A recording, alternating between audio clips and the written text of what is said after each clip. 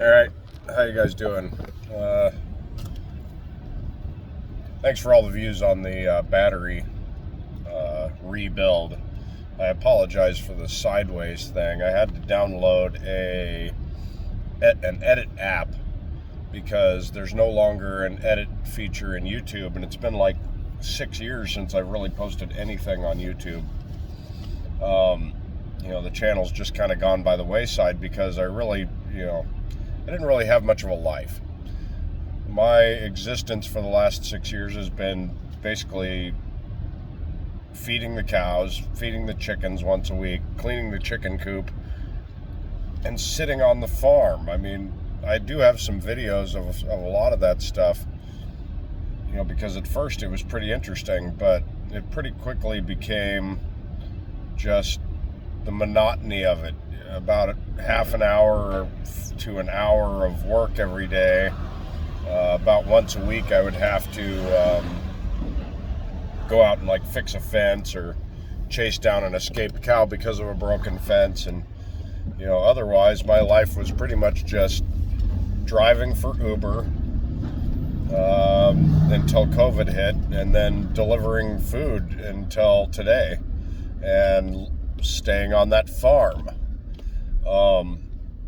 There wasn't really a heck of a lot other than political baloney, which isn't baloney. I mean, let's get right down to it. Everything that I've believed was going to happen for the last 25 years has now pretty much happened.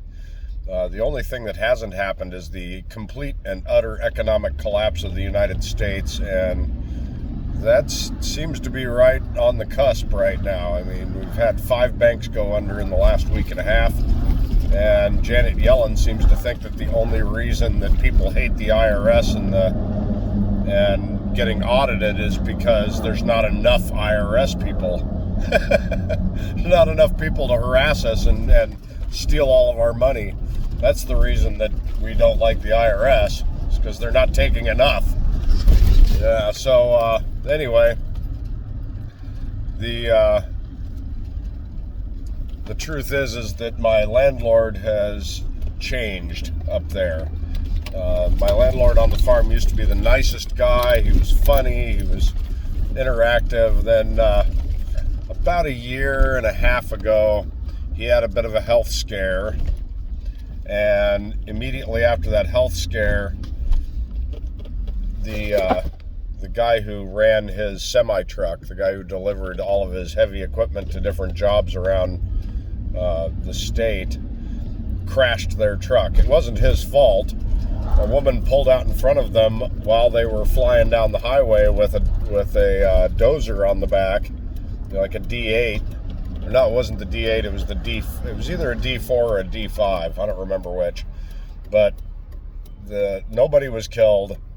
The only people that were injured were John, who was driving the truck, and the guy who was sitting next to him, who was about to become the new driver, and the truck was destroyed. A woman that was on the opposing direction, because they were cruising down the road, and the first woman pulls out in front of him, and John swerved and jackknifed, slid across the opposing, the oncoming traffic, and they snagged a Dodge Magna and drug it off the road with them, and the dozer actually came off the trailer and crushed the Magna, but everybody survived for the most part unscathed. But as soon as that was over, my landlord decided that it was time to throw in the towel, and I think he did 2 or 3 jobs after that, but he was having to pay some company to move all of the equipment, and that was eating up all the profit, and he just decided that it wasn't worth it. So then, as happens with many people, when they no longer have purpose and they no longer have something to do every day, when they're elderly, and he's 82, he kind of started losing his mind. He started going off on me instead of me being the best caretaker he'd ever had, that he'd been saying for 5.5 years. Suddenly I was the his enemy, and I was trying to ruin his life and destroy him and blah, blah, blah. He couldn't remember things that I'd said the day before. He was accusing me of saying things that other people had said to him. He couldn't seem to remember who said what or when. And it got worse and worse and worse till eventually we brought in another caretaker so that I could get down to the boat and start working on it a little more. And that guy was just a troublemaker. The guy was a real problem. As soon as we got that guy out, we brought in another guy, and this guy would do, I don't know, this guy's like, it's like he's on crack all the time. He's not, he's just this insanely high energy guy. And essentially, as soon as that guy got there, they didn't want me there at all. But I don't have anywhere else to be, and they won't let me live on the boat. So we're 8 years into owning the boat, almost 9 years into owning the boat, and I'm still unable to live on the boat. Well, last week, my marina that I've been in for the last, the entire time I've owned the boat, it's where I bought the boat. It got hit with a really nasty storm here in San Francisco. 75 mile an hour winds are the estimate. There was 70 miles an hour on the Oakland side and 77 recorded on the Alameda side, or on the San Francisco side. And so we estimate, us being right in the middle, that we were having, pretty much 75 mile an hour winds, because we're right in the middle. Stay. This is my ex-marina manager's truck. I don't want to smash into it. He lives in this marina. He's only been in this marina for, I believe, 5 years. Half the time that I've owned my vehicle, and he does live aboard with his wife. And they allow it. They've also changed the rules since then, since when I bought my boat. You weren't allowed to sleep in anything less than 34 feet when I bought my boat. Now you're not allowed to sleep in anything, you're not allowed to live in anything less than 40 feet.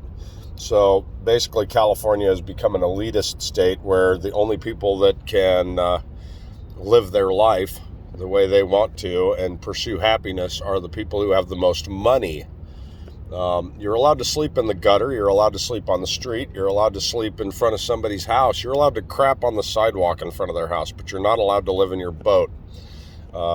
I can live in a studio apartment that's less than 100 square feet for $500 a month, but I can't live in my 200 square foot boat because it's too small. Needless to say, when that storm hit, it destroyed the marina. Literally, pieces of it were floating around. Boats were floating into my boat. The whole thing became a complete wreck. Stay. By the way, for any of you, this is Ivy. She's my Peruvian hairless dog that some people gave me when I delivered groceries to their house. And then I also have a parrot that my sister got me. I'll show you him here in a second because he's got his own cage in the truck. We're going to go into that a little bit here in a minute too. Stay. I just have to get the parking permit for this new marina. So with the marina falling apart, we had no choice but to move to a different marina under the same company. So it's still Almar, but we're not at Treasure Island. Hang on a second.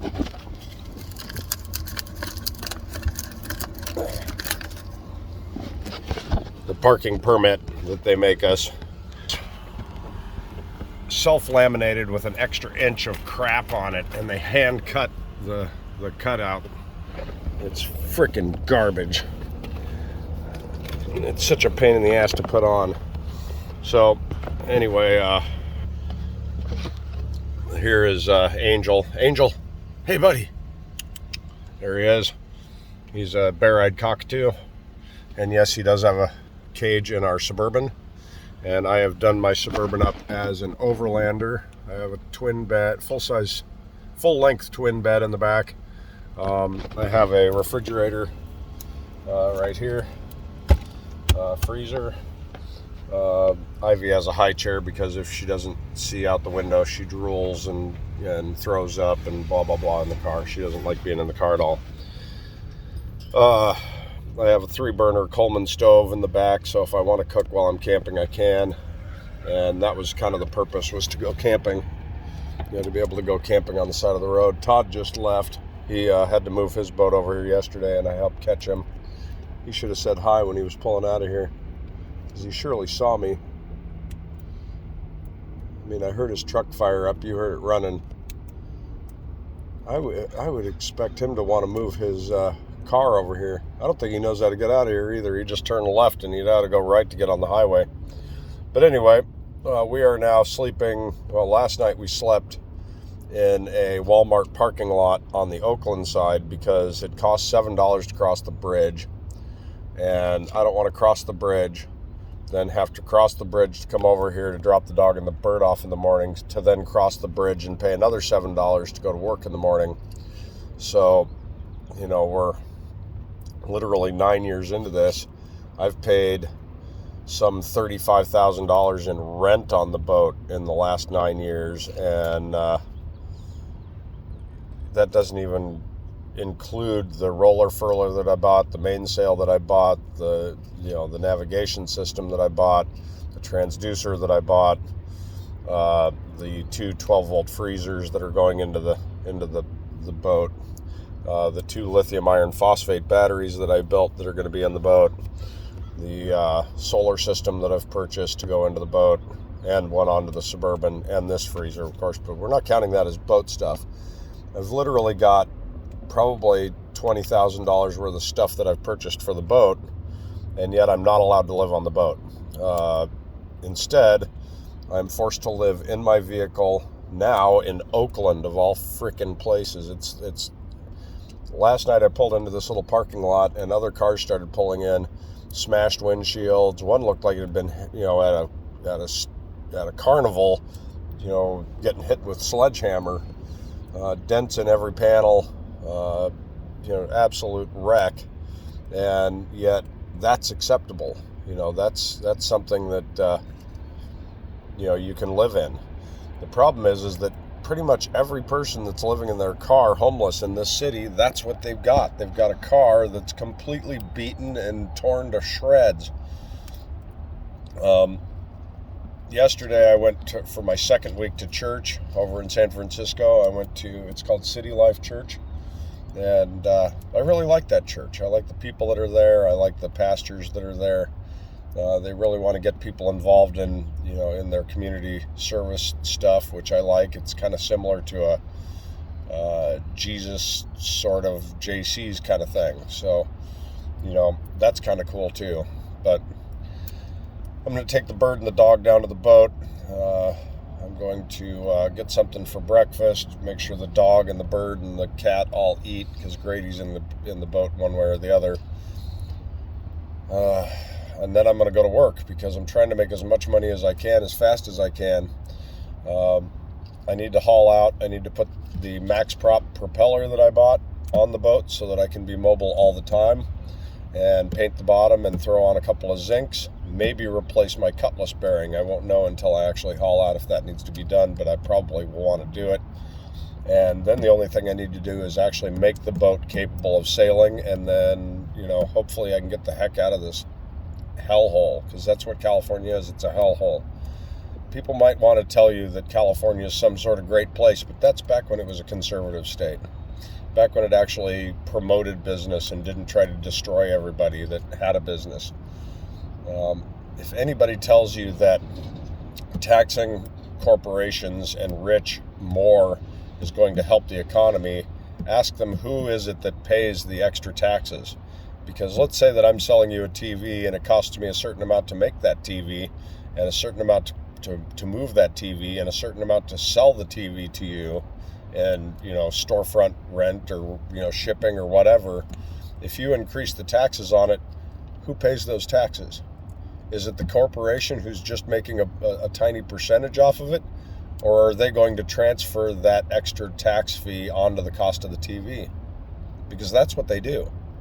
If they charge you more money for an employee at McDonald's to get $20 an hour for minimum wage, McDonald's just charges you extra money for the burger so that they can afford to pay the employee. So who pays for the extra cost? Who pays for the government-forced extra fees? The customer. The customer pays it. And that's us. It's not the corporation. The corporation doesn't pay extra money. We do.